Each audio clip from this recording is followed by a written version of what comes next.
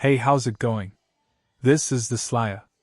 Today, as a weekend bonus, I have brought you some of my weekly Mortal Kombat Monday content well in advance. In addition to the 2 shorts I published, I am bringing you this playthrough of Mortal Kombat 2 on an Arcade1up arcade machine at the Pub Gaming Lounge where I usually play Ultimate Mortal Kombat 3 every alternate Friday. I did manage to reach Kintaro and almost beat him, had it not been for issues with the controls and a few distractions when I almost beat him and me running out of time and wanting to do a playthrough of Ultimate Mortal Kombat 3 before I left the pub. So here I have only shown you clips of the successful fights leading up to Kintaro, and some footage from my Kintaro fights. The full recording was very long and I nearly ran out of battery and had to shut my phone, so the rounds I won against Kintaro and the fight I nearly won against him were not on camera, unfortunately. This footage is much shorter as I had to edit out the full footage due to fatalities, privacy of staff and so on. Ideally I should have also shown all the fights I lost from a learnings perspective. But I have only shown some fights I lost against Scorpion beginning at the 10 minutes 30 seconds mark, before showing you how I eventually beat him with a flawless round as seen at the 12 minutes 30 seconds mark. Next time I will show all lost fights as well. Bear in mind I am not a Mortal Kombat 2 player and am not too fond of it. I primarily played Mortal Kombat 4, which I grew up on, Mortal Kombat 10 and 11, as well as 9 to some extent, and in recent weeks I discovered Ultimate Mortal Kombat 3 in the arcade in recent weeks and got good at it, and recently started playing Trilogy on the PC too. So in general I am from the generation that played the heavy entertainment run button and slash or combo mechanic based Mortal Kombats from Ultimate Mortal Kombat 3 onwards. While Mortal Kombat 2 still looks great in the arcade and on the PC and is very fast and responsive even on modern PCs in 2024, although it came out in 1993, it is a different game. Mortal Kombat 2 till date is the best Mortal Kombat for hardcore fans of the original Mortal Kombat. Not for me though. Its mechanics and styles are a bit different from other Mortal Kombats. I know there are tricks to beating Mortal Kombat 2 which tons of people have demonstrated online.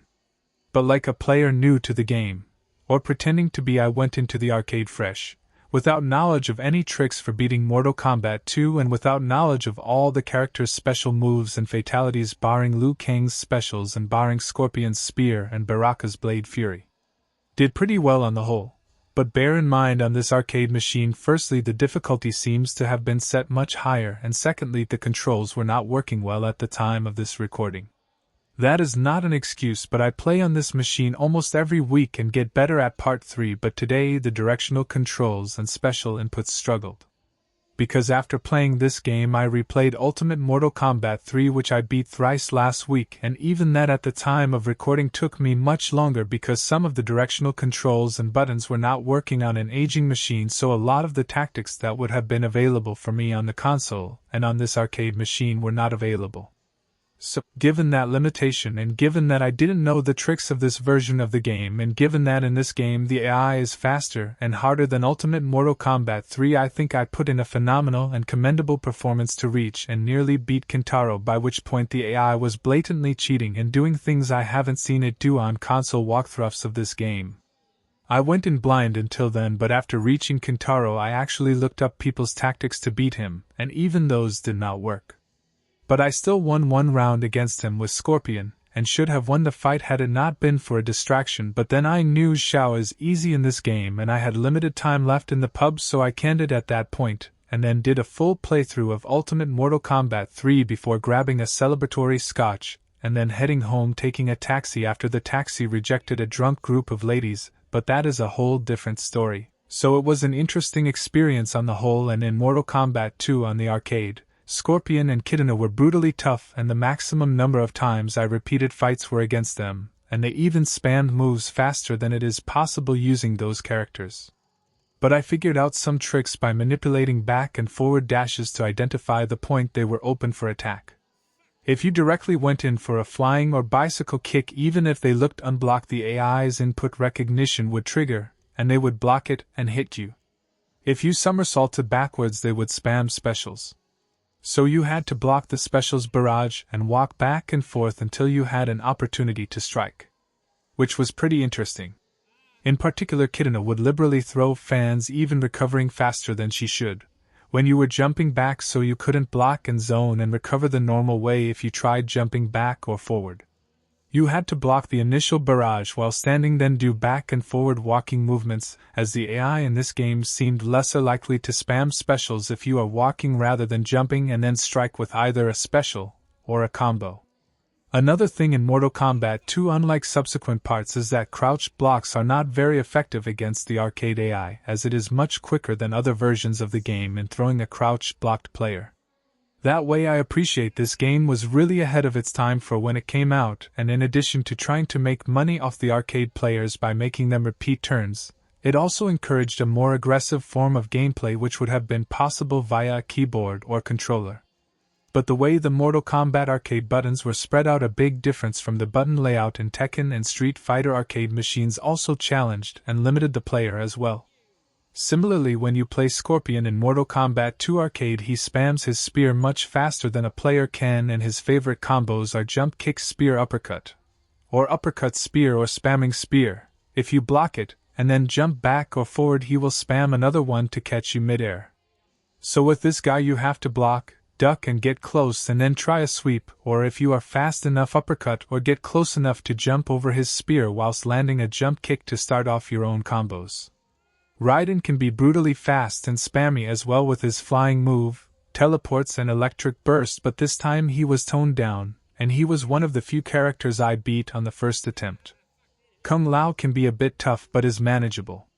But yes, then Jax was very tough, but I had to edit out most of the fights I lost to him due to the fatalities, privacy of passerby and other stuff. But he liberally spams his projectile wave or comes close quickly to throw you and is very tough to throw, or uppercut up close. With Jax I basically block the wave, then walk back and forwards until I find a point where he is open to attack, and then use either a bicycle kick or flying kick. I played through mostly with Liu Kang here, but in between also tried Baraka. You can see me use Baraka against the AI's Liu Kang from the 5 minutes 7 seconds to the 5 minutes 30 second mark. Excuse the odd camera angle, but I had to record this playthrough without reflecting the staff patron or some reflections on the CRT screen, and I had to cover the phone so that it is not obvious it is being recorded. Right next to where this machine is put is a photo booth visited by a lot of loud or near drunk partygoers from the pub, so I had to keep my phone at an angle on a high table that I pushed next to this Arcade1up cabinet. I normally get a much better camera angle still, but today at times it is a bit of a struggle, and in this video you don't see the health bars. But firstly, the other videos I have taken on this machine are at a better angle, and secondly, as noted before, although I respect the significance of Mortal Kombat 2 to the hardcore fans of the franchise, I am not a big fan of it, and I primarily focus on parts 3, trilogy, or later and current parts, and this is one of the last videos I will shoot of Mortal Kombat 2. So just wanted to get my piece on it out there and out of my system.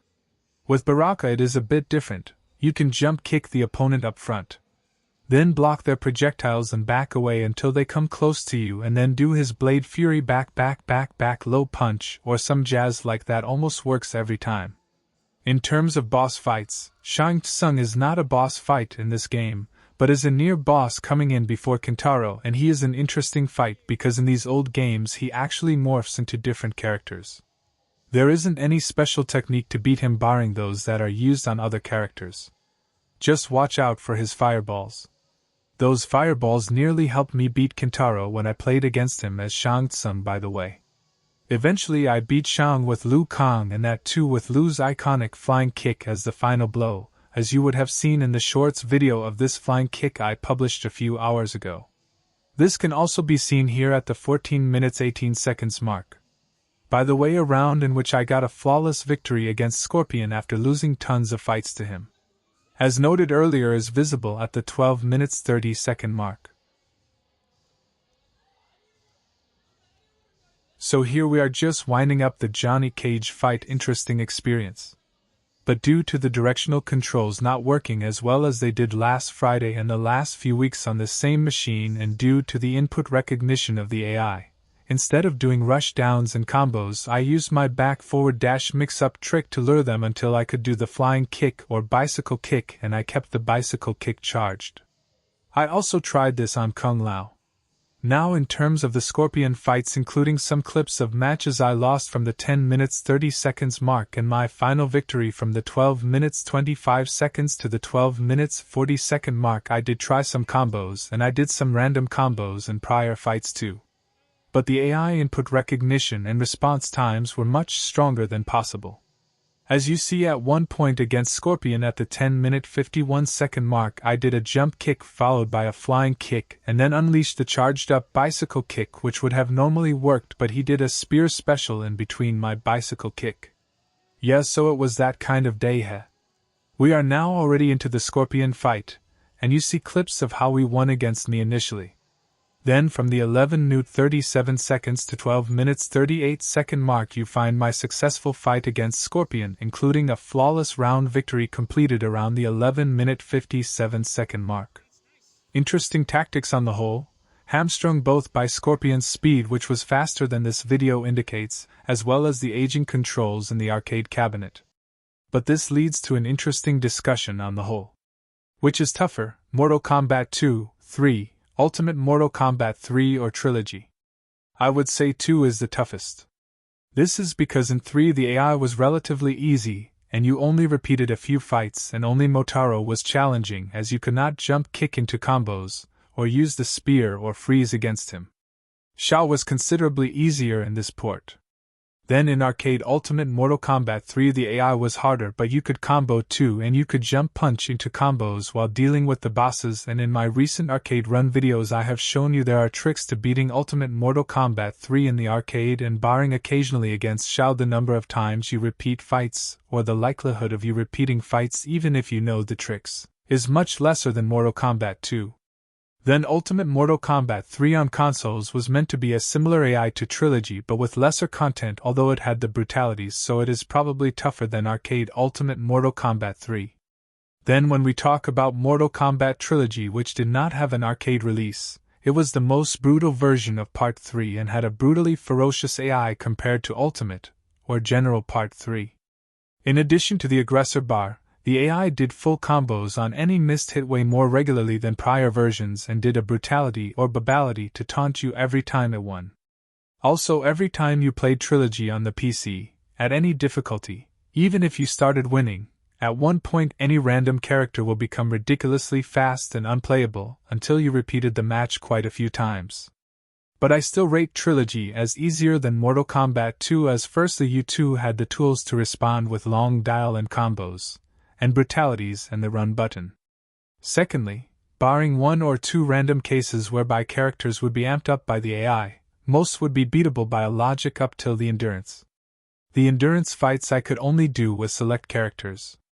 But the key reason I rate Trilogy below Part 2 in difficulty is that in Trilogy the bosses Motaro, Goro and even Kintaro were way easier to face, and you could even use specials against Motaro which you couldn't do earlier. And when you spammed specials like the spear against Kintaro in Trilogy for example, he took more damage compared to Mortal Kombat 2, wherein he hardly took any damage and responded with a bigger hit.